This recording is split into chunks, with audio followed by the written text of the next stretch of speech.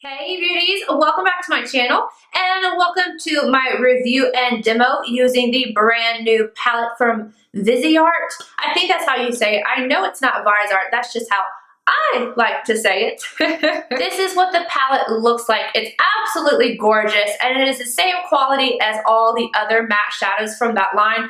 One of my favorites by far, the matte shadows from Viseart. I'm so used to saying Viseart that I can't, or it's hard for me to say Viseart. First world problems, I know.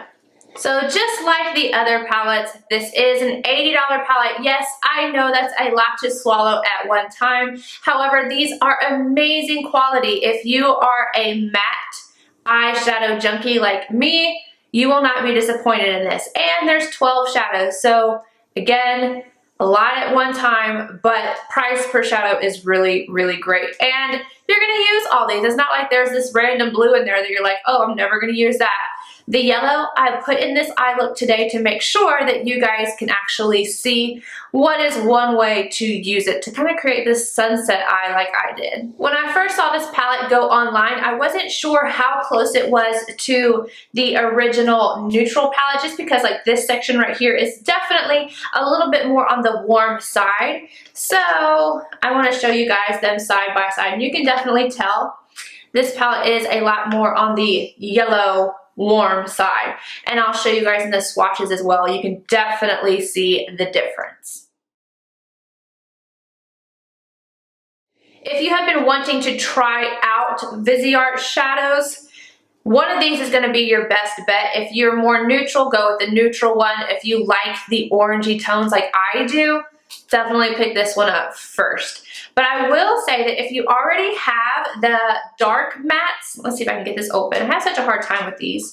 I think it's because of my nails. If you already have the dark mattes, I feel like the warm mattes go better with this than what the neutral ones do, but that's just my own personal opinion.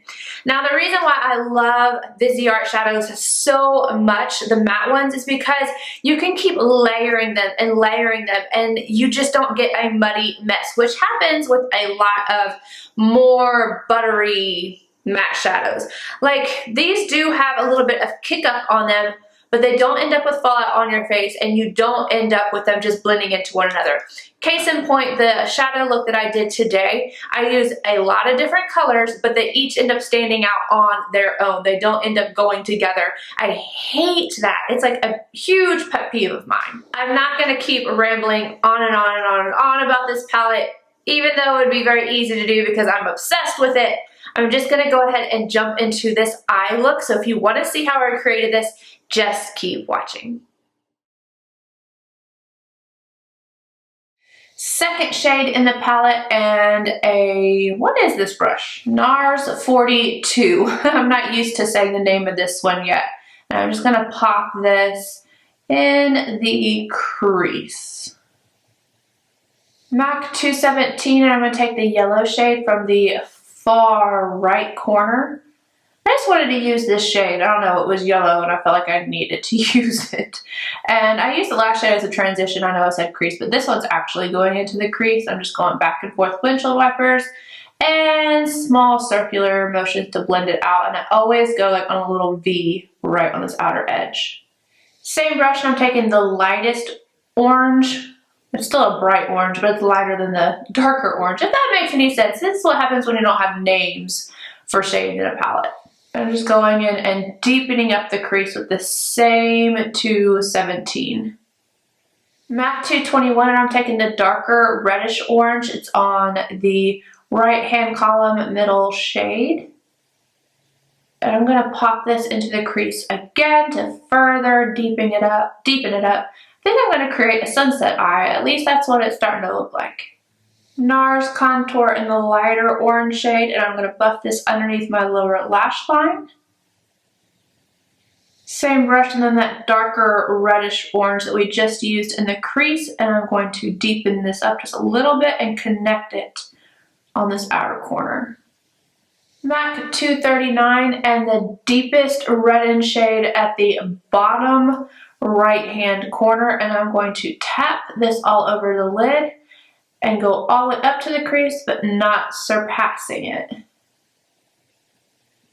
NARS contour, and I'm going to take a little bit of that shade right on the outer corner, but I'm not going to bring it all the way in. Then I'm taking Makeup Geek Lit Duochrome Highlighter. I'm going to pop this on the inner corner with my MAC 283 and then the brow arch.